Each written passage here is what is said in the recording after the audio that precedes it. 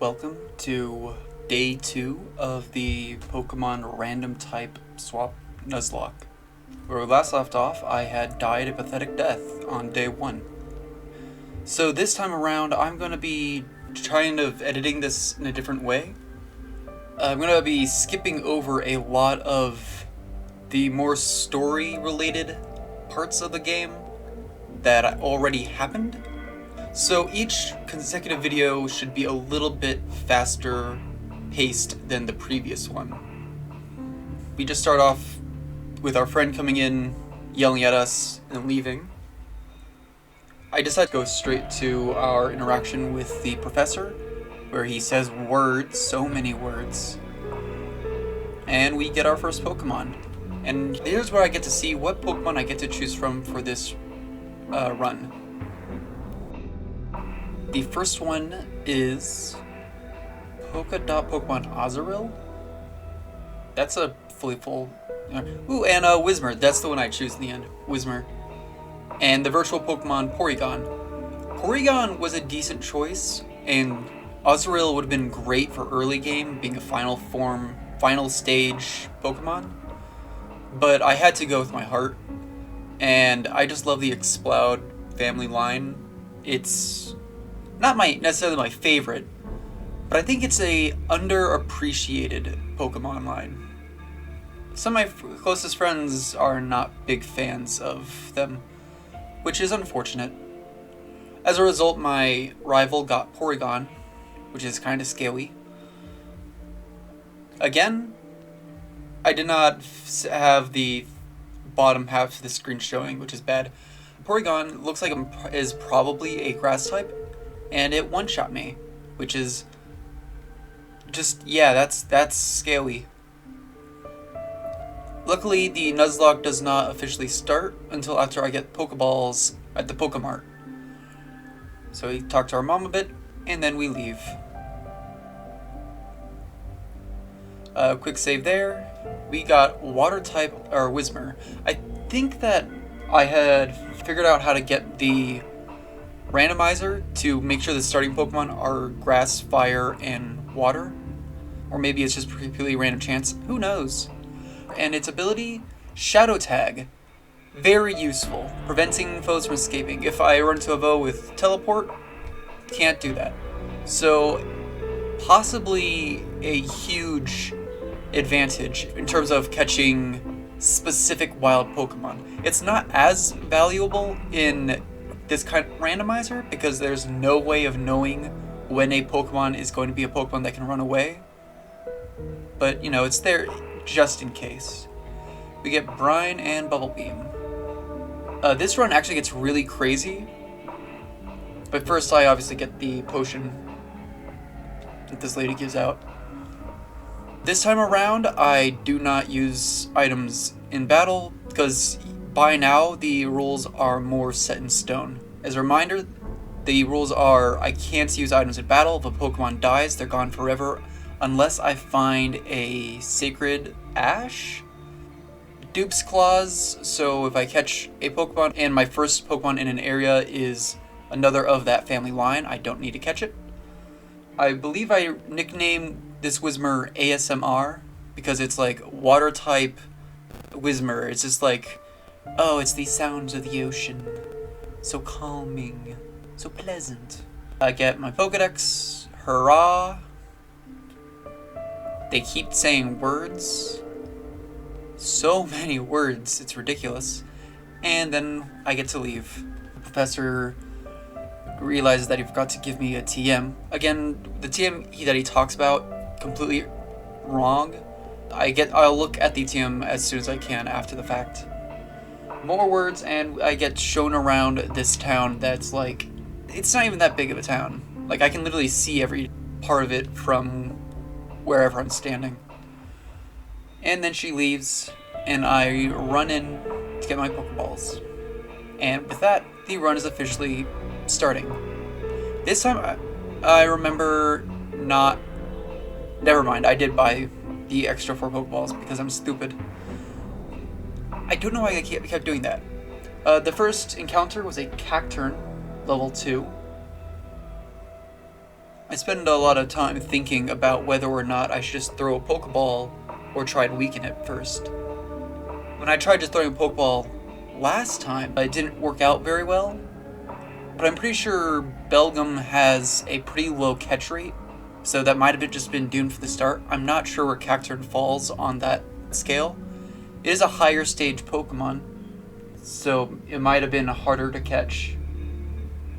So in the end, I decided to use Bubble Beam, it looks like. And did that one shot? It sure did. So I go up to the lake area to find my second encounter, which is Toxicroak. Scary. Although this is honestly one of my... This might actually be one of my top 10s. Is it like a little bit edgelord? I suppose. But I think it's cool. It used Earth Power, which means that if I were to use Bubble Beam, it's probably going to be one shot. But I decided to risk it anyways. Not worth it. One shot. Level 8, great. So then I just have to go back to Mom and ask her to heal me.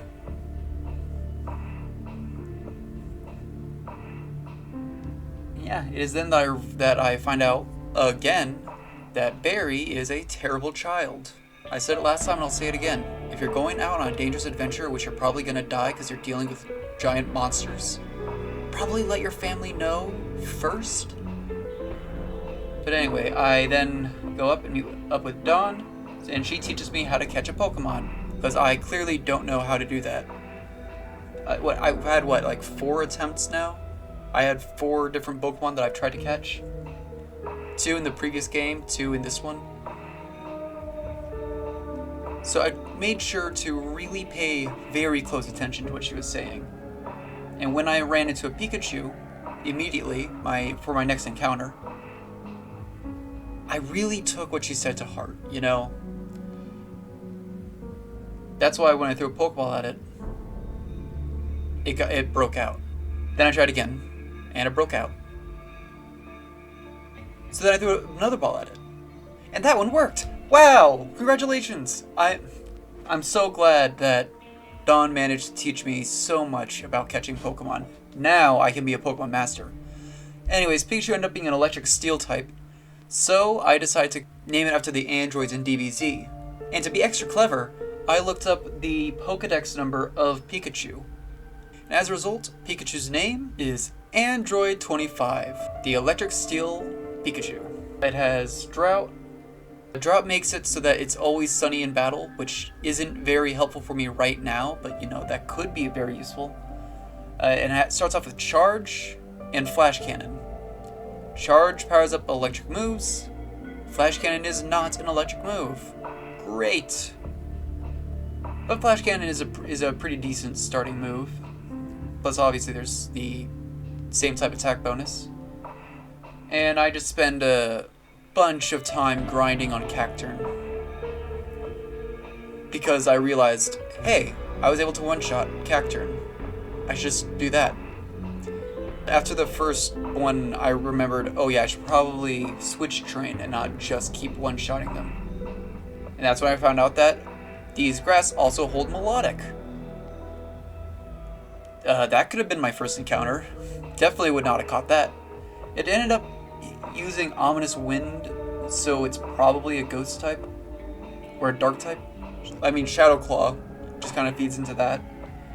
So I just keep bubbling it to death and think, you know what, I should probably avoid Melodic and just keep grinding on Cacturne. So if I run into a Melodic, I should just run. Always run. Because it's just not worth it. Then I was stupid and decided to switch train on Melodic anyways. Because even though I, in my brain, think smart thoughts, I don't actually act on my smart thoughts. Does that mean I'm not smart? Yeah, probably. Cacturne reveals that it has Overheat, which helps explain why I'm able to one-shot them. However, it does make one thing scary. Android 25, every time I send him out, makes it sunny out, which means these Cacturn are deal a lot more damage when I switch out ASMR. Luckily, ASMR is still a water type, so it kind of is okay, but that's still a very worrisome combination of things to have happen. I decide after that revelation to just go straight after the Pokemon trainer battles, which starts off with the Ekans, which I one-shot, never got to figure out what that was. And then I go on to the second trainer, who has a Seadra. I think it was another one-shot. Yeah, ASMR, like I said, really proves herself to be a powerhouse. She kind of really does become my favorite Pokemon in my party. Although after a certain point, I wanted to see how Android 25 fared against other Pikachu, which was a mistake. Not because Android 25 couldn't handle a Pikachu half of his own level, but because, by God, that fight was going to take a while. In large part because the best move Android 25 had was Thunder, which is not the most accurate move. And then I get Zap Cannon, which is just a worse Thunder. Literally. Same effect, same power, lower accuracy. I don't get why Zap Cannon is a thing. It's just a huge waste. Can someone explain to me why Zap Cannon is a thing? Okay, I'm done with that rant. And yeah, I just kept training Android 25 on Pikachu for some reason. There's one specific battle where I use up every single Thunder and Zap Cannon that I had, and it just would not end. Absolute nightmare. At one point, I did find a Dunsparce, which was interesting. I switched out to ASMR because ASMR can handle a lot more, and Dunsparce comes out with an Ice Punch. But yeah, probably an Ice type. I don't have the best memory for the Ice type chart, but I was fairly confident that it was not going to be a problem. And it wasn't. So take that, being prepared. Haha, you suck. But yeah, after that I finally got up to the third trainer, who had a Bagon. Right. Bagon's another one of those Pokemon where, because I know that it becomes a Salamence, my brain think, oh, I gotta watch out for this one. But I don't think Bagon actually has that amazing stats.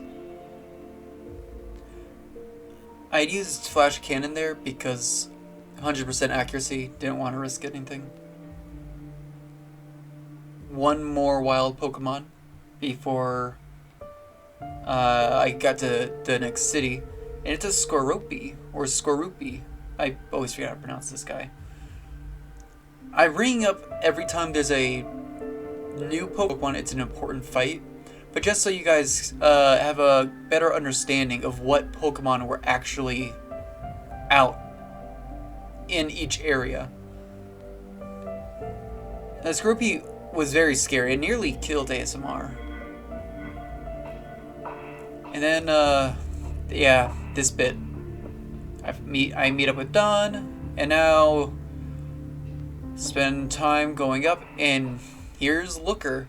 This is a part of the game I've not seen yet in this attempt, these Nuzlocks. So I figured I would go through it. And Looker is such a fun character. You don't realize until like post-game that he's actually a serious cop with authority. This whole time, I had always figured, oh, he's just some guy who wants to be cool and honestly putting himself in dangerous situations that he really shouldn't be. But no, he actually does hold authority. which is worrisome. Alright, and I had forgotten to go grab the side in here, which was a shoal salt, which I immediately had to like look up what it is because I wanted to make sure I made use of every item, and I found out it's an incredibly useful item in Ruby Sapphire. Turns out, in Diamond, Pearl, Platinum, it does jack all. It's a complete waste. And now it's in my inventory. I can sell it, but if I remember correctly, it doesn't even sell for that much. So it's just a shitty item. I was really hoping for like a fossil or something, because reminder, even though I'm only going to be allowed to get one fossil in the underground, any fossils I find off the ground are fair game, because there's a limited number of findable items. So when I find a fossil off the ground, that's going to be one additional, just free Pokemon, which is incredibly valuable in a Nuzlocke. All the fossils, by the way, are completely randomized, so if I find a shield fossil that's not going to get me a shield on, it's going to get me, who knows, it could literally be anything. But yeah, I spend like a good half hour just trying to figure out what the fuck shoal salt is. It's cool that's in the game though, because it's not even from the region. It was after that I finally went into the trainer's school, picked up a berry, which was nice, and then decided to go pick on a couple kids, like a bully. This is the kid who uses an X item. He has a Kabutops. It's always a little worrying going into a battle because you don't know anything about any Pokemon. You see Pokemon that you think, oh, this shouldn't be a problem, and then they fuck you up. Or you go, oh my god, it's like Kyogre, and it turns out all it knows is Tackle. Just, you have no idea. The other one had a Feebas, and this is what I mean, like, I don't know if this Feebas is secretly Satan. All I know is that it's a Feebas. Luckily, I'm able to one-shot it. These two kids are great because when you fight them, you get a free item, which is just another potion. But every potion counts, honestly. And here I go talk to my shitty friend, and I go outside, get approached by a creepy old businessman who's like, hey, go talk to a bunch of clowns. You can honestly just spam through the 3 clowns because for some reason they made the answers the first answer in all 3 questions. So you really don't need to pay any attention, which actually I appreciate. It's one of those things where it's nice for players who have already played the game and just want to like get through this bit quickly. I also go get the most important item, at least in this part of the game, the fishing rod, because you might not realize it, but so far there are 3 locations with water that I can get more Pokemon from. This one, which is really obvious, and then just below your starting house, and also in the town with the professor, below that is a little ocean area. So in this area, the Pokemon I run into is Cacnea. Because I'd never caught the Cacturn, I have to catch Cacnea or I lose this area's Pokemon. So I just keep throwing Pokeballs. I already know it's like a fire type, but then it uses Thunderfang. So now I don't know what's going on. It could be one or the other, neither, both. And when I do finally catch it and get to see, it's both. Which means that the Cacturn in the first area probably was also both, because it wouldn't lose its typing when it evolves. I was kind of excited about this. It makes a lot of sense. It's supposed to be like a lantern anyways, I think. So electric fire, lantern, you know, kind of an obvious. I pick up that Great Ball because obviously that's going to be useful. Okay, so that's why I named it Lamp. Timid, its ability is simple, which, that's a gambling ability. I don't really like that, because I don't like leaving things to chance, because it could screw me, or it could be really advantageous. It starts off without the fire move that its evolution form had, but instead has Clamp and Thunderfang. Thunderfang, amazing move. Flinch and Paralysis? I mean, come on. Stupid Poketch.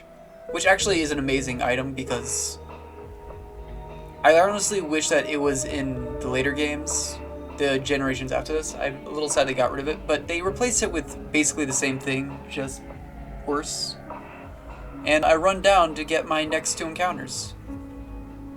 One for a route. Here it is, Route 219.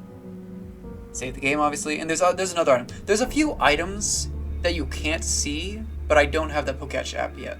A Quick Ball, which, fantastic. That gives me huge hopes for catching whatever. And I caught a really strange fish. Huh. It uses Sandstorm as I switch to ASMR, which is a problem because Sandstorm, and I don't have any ground or rock types. So I just throw a Great Ball, it fails, and I think I just keep throwing Pokeballs after that.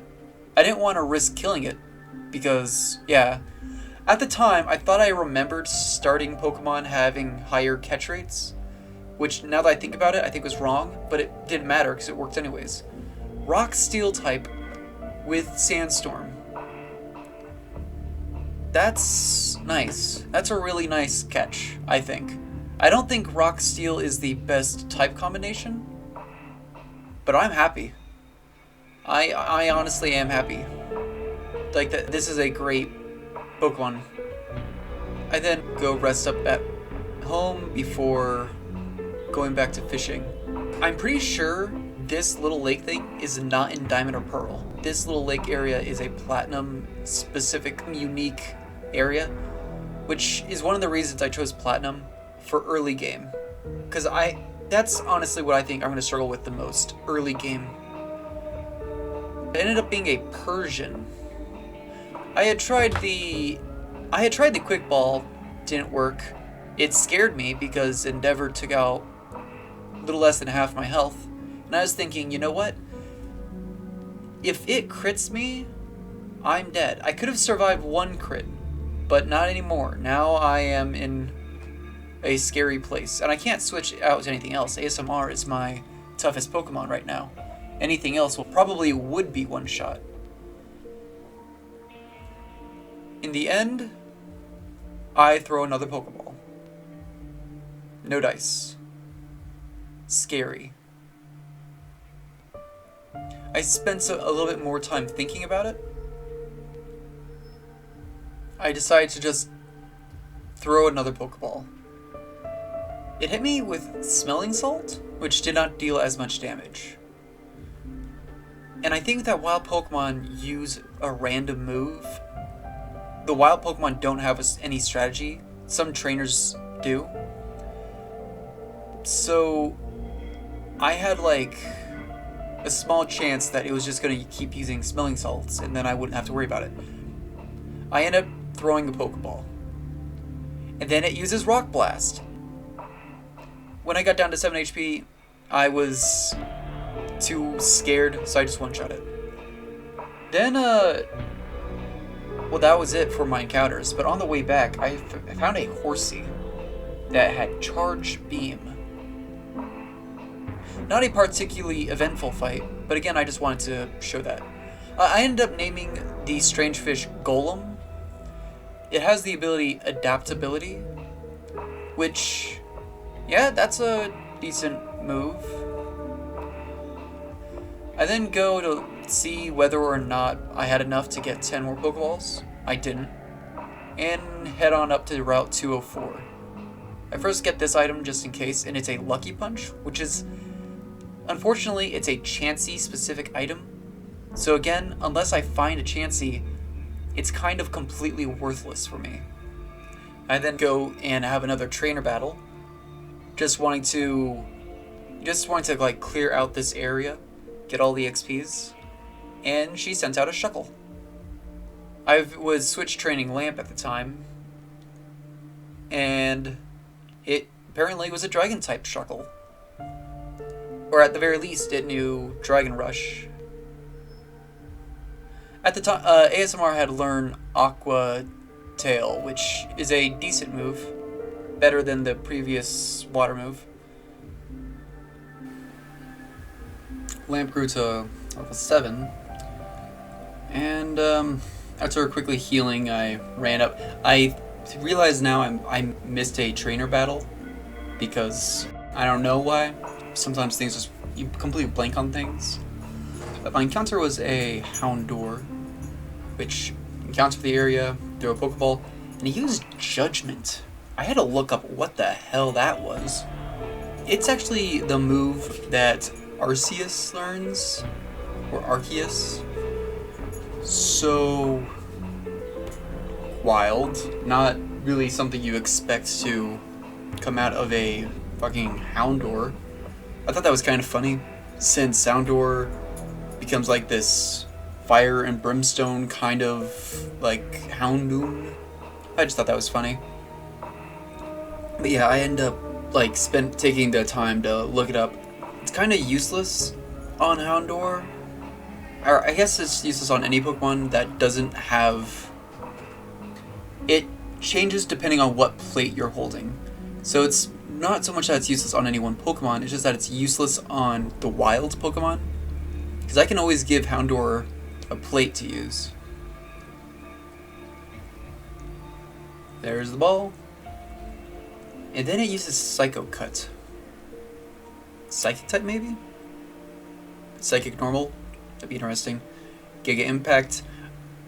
Since it uses 2 normal moves, I'm leaning towards the idea that Houndour is probably a normal Pokemon. But, you know, it could always have a secondary typing, you never know. There's Judgment again. Judgment is a normal type move. So SMR got really low, and I was getting really scared at this point, only 11 health. So I take some time to, again, just consider my options. I switched out Android 25. Psycho Cut again, did next to nothing. And that's how I found out Houndour has dry skin. Which, so fortunate, I think. I used Flash Cannon hoping that it wouldn't get the kill. It didn't, but it did do a lot of damage, and so did Judgment. So, you know, it takes more damage, and I had to decide here, Pokeball or just one-shot him. If I throw a Pokeball, Android 25 might die, and Houndour will definitely die, since the dry skin, sunny day, yeah, it was probably going to die this turn. Lucky Premier Ball, and no dice. It uses Judgment. Android survives. It dies. And there's my encounter for this area gone. Before I end the video, I just want to show you the stats of the 2 Pokemon one last time. Of Android 25 and of ASMR. And yeah, that was the end of day 2. Not a loss. Oh, also Lamp. Not a loss, just kind of a stressful ending. Oh, and Golem. I can't believe I forgot about the other ones. And yeah, that's that. See you all next time. Like, share, and subscribe.